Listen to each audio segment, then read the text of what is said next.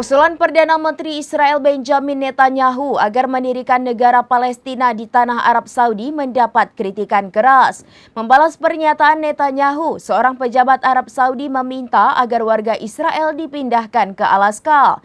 Hal ini disampaikan oleh seorang anggota Dewan Syura Arab Saudi yang paling berpengaruh, Yosef bin Trad Al-Sadun.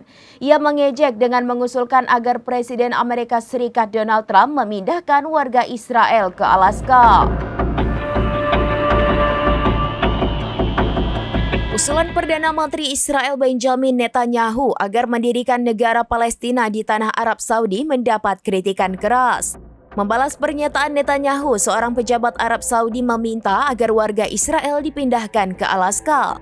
Hal ini disampaikan oleh seorang anggota Dewan Syura Arab Saudi paling berpengaruh, Yosef bin Trad Al-Sadun. Ia mengejek dan mengusulkan agar Presiden Amerika Serikat Donald Trump memindahkan warga Israel ke Alaska.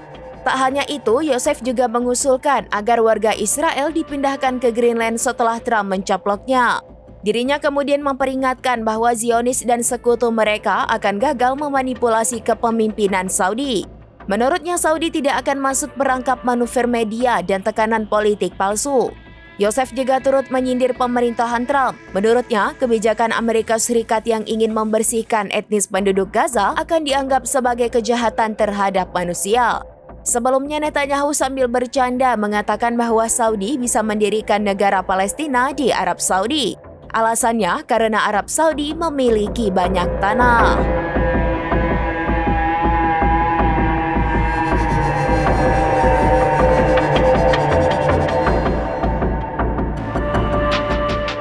Demikian informasi terkini Syedara Lon. Saksikan terus informasi lainnya. Jangan lupa like dan share seluruh akun serambinews.com.